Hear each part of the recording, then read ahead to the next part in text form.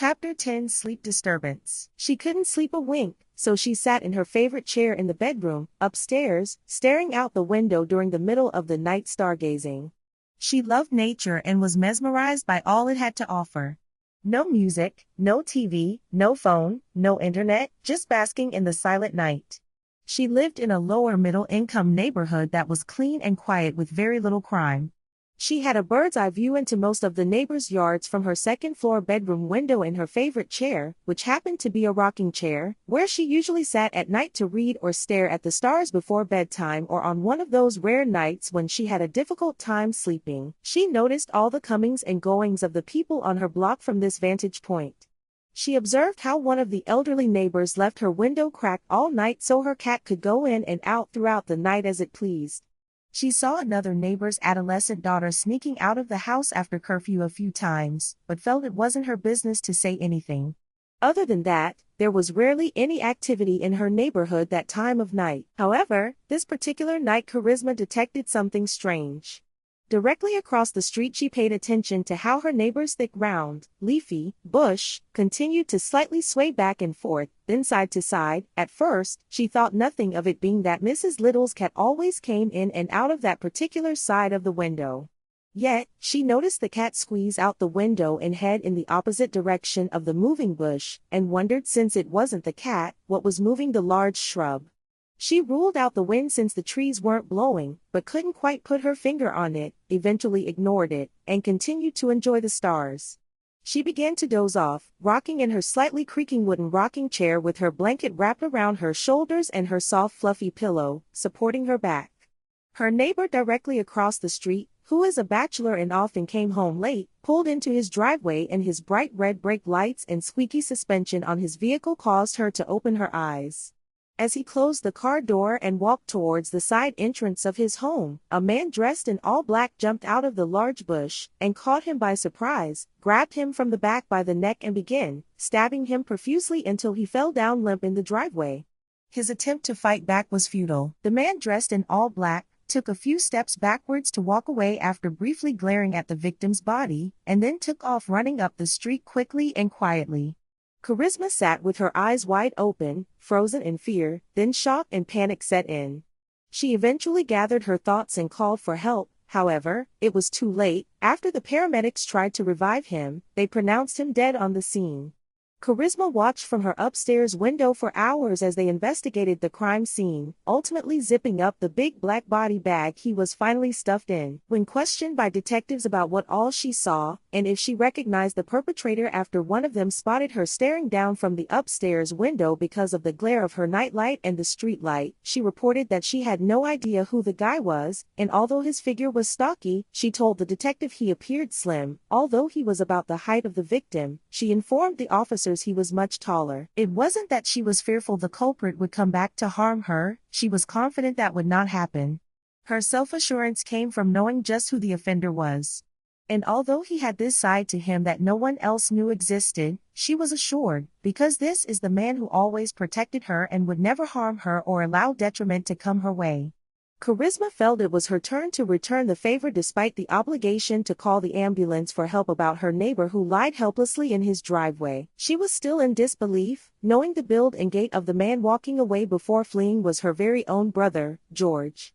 Rome, the now deceased neighbor, owed George money and was not attempting to pay him back. Even when George told him he could pay in installments, he still didn't make any efforts. This caused George to feel angry, disrespected, and blown off. However, George just sat back quietly for over a year and decided he would just cash out with Rome's life.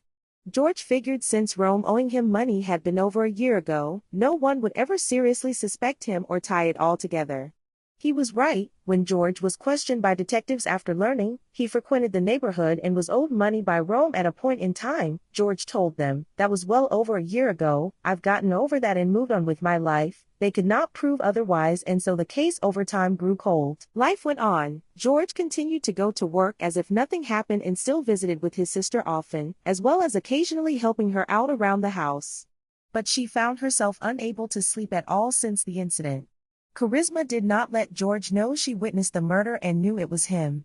She tried to move past it, but it was causing her to lose weight, lose sleep, and have a high level of stress. She also began having nightmares. After 2 or 3 hours of sleep, she would wake up sweating with her hands in a defensive position, screaming no at the top of her lungs most nights. Rome was haunting her in her sleep. He came to her almost every night in her dreams, dressed in all black, and began to stab her until she woke up. She dealt with the nightmares for almost a year before, realizing she could not go on like this. The chronic sleep deprivation was causing cognitive problems, as well as physical health issues. She knew she had to do something. Over-the-counter sleeping pills helped her to doze off, but couldn't stop her from having or waking up from the nightmares every couple of hours. Charisma already had suspicions of her brother harming another person years ago, before this incident. It happened 2 years after an altercation took place between the two. When a witness described the perpetrator, what he had on and how he wore his attire, it sounded so familiar. She was certain it was her brother when the eyewitness said the man had his socks pulled up over his pants legs. Charisma had always noticed whenever George was going out to do yard work for her or odds and ends around the exterior of the house, he would pull his socks up that way. When she asked him why one day, he said to prevent the bottom of his pants from getting caught up on something while he was working. It was this idiosyncrasy that led her to believe her suspicion was correct, that her brother was likely the perpetrator in an unsolved unaliving that happened not too far from his residence. However, life continued, and she never mentioned it to anyone or thought about it again. She knew this time it had to be different. If she didn't say anything, her night terrors would continue and George may go on to kill a third person over another minor dispute. As much as she loved her brother and did not want to see him in prison, she felt internally compelled to make an anonymous call to the police about the unaliving of her neighbor across the street, and so she did. A search warrant was issued for George's apartment, and it revealed dry drops of blood on the side of his washing machine, which DNA tests later linked to Rome. George was eventually arrested, tried, and given life in prison. He never knew his sister turned him in. She wouldn't dare tell him. She knew it would break his heart knowing they only had each other all of these years and should have died with each other's secrets never being revealed. The nightmare stopped after Charisma made the call. Rome's agitated spirit finally rested, which allowed her a little respite.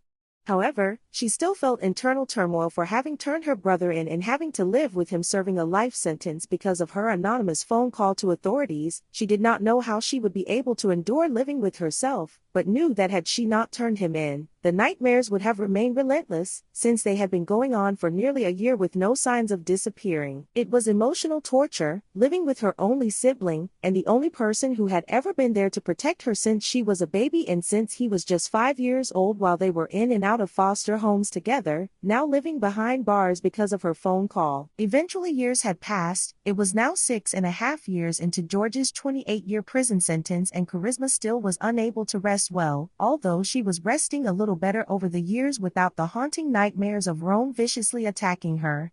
However, she could not cease the thoughts of feeling that she was responsible for sentencing her brother to death by making that call since he would likely not be able to see freedom again. Charisma never went a day without thinking about her brother or crying herself to sleep every night about him being in prison and her being the one to turn him in.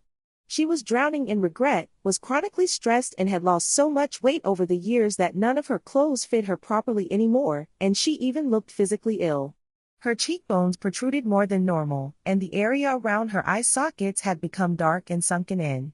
The internal mayhem of the simultaneous obligation and guilt never relented.